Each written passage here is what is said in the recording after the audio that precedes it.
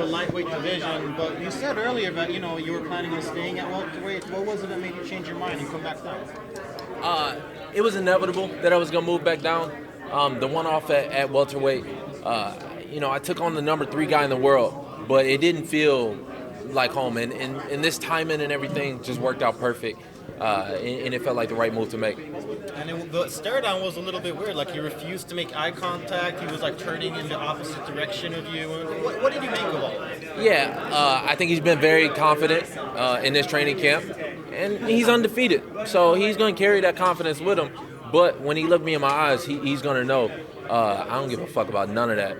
And I think he didn't want to face that at first.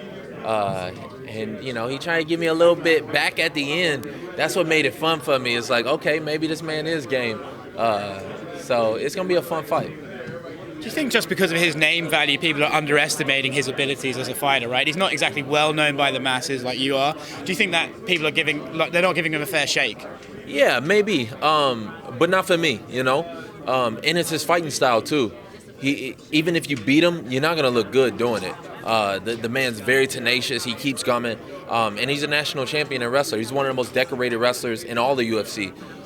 So it's a very, very dangerous fight. But these are the kind of occasions that I kind of rise for. How does this fight week compare? Because you're normally the focus of a card, and now you're on the stack card, and even though again you have like a decent opponent, you're not the focus. How's that compared? It's awesome. I mean, I gotta be honest with you. It's kind of cool not having to put myself out there too much.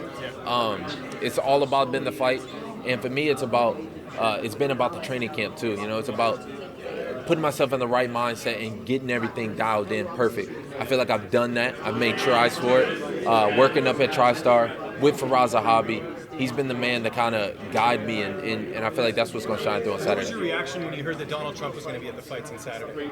At first I was like, I was a little taken back. I was like, okay, all right, show up for the pay-per-view, baby. Like, let's see what it is. It's Bernie Sanders for me, 2020. I ain't even gonna lie to you, but I'm gonna walk out to a Kanye song. So, do you have much family coming up for this fight? Because Michigan's not too far away from New York. Yeah, I don't really pay too much attention to it. The people who gonna be here is gonna be here. Most of the crowd is gonna be for Gregor. I know that. I'm fighting a man in New York. He's from New York, but I don't give a fuck who there. It's me and him in the ring. He gonna have to look me in my eyes. I'm gonna keep my eyes on him, and we get into a fight. How much genuine training have you done with GSP ahead of this fight? A lot. He's been a big part of the camp, even if he only says one or two things.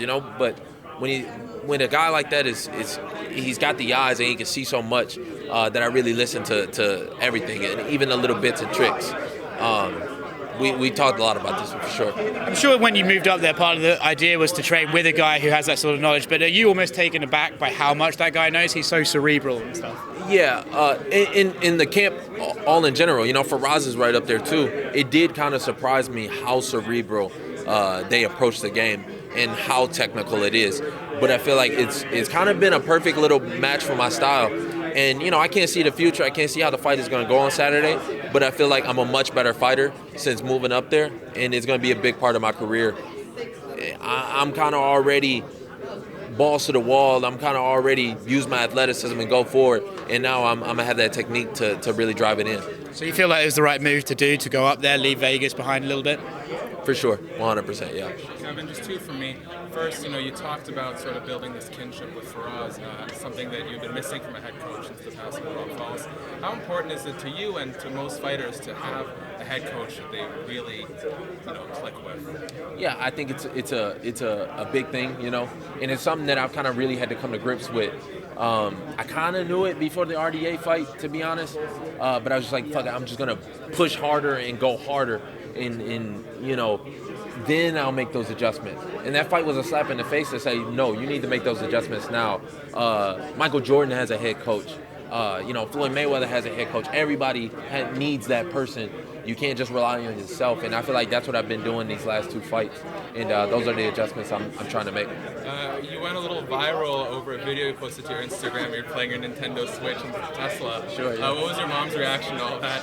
Yeah, social media is fun. It's kind of easy, to be honest with you. Like, I don't play too much into the game. But my mom, she wasn't happy about it, of course, but I did it every day. Sometimes I FaceTime her while I'm doing it, and Speaking of social media, I noticed fans give you a hard time for when you describe your opponents. You say, "I see holes in their game." Did you notice that they give you a hard time about that? I didn't, but now I do, I guess. Yeah. I ain't Have been. you thought about switching up the lingo maybe when you're describing an opponent? Or no? I mean, I feel like I only said that like one or two. People gonna say what they gonna say. I know. I I let them say what they gonna say. I let them kind of play in the playground, and I'm in the office doing work. So yeah. So previously, you sort of broke down Khabib versus Tony Ferguson because it was a fight that just got booked over and over again. We've seen a little bit more of them since then. Previously, you favored Ferguson. Yeah. How do you feel now? Yeah, I mean, before that Dustin Poirier fight, I was all in on Tony being able to beat him.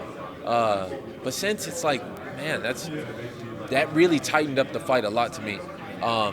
Just the way that Tony or Khabib approached that fight and the way he handled it was really cool, really calm. So it's gonna make it a tough fight, and I'm leaning more towards Khabib now.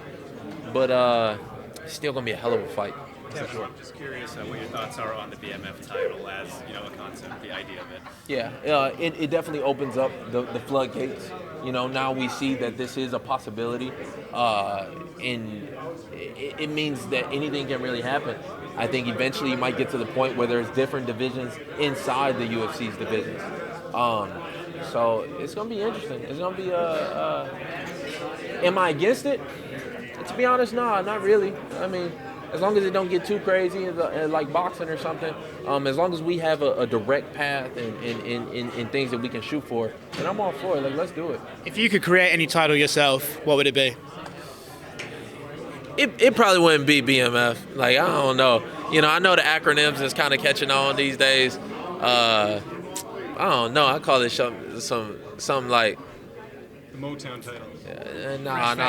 like the intergalactic title or some shit like that. You know what I mean? Like let's pull it back to old school wrestling. Like, this shit just sound good. Like the Universal title or some cool shit. I mean, BMF. I get it.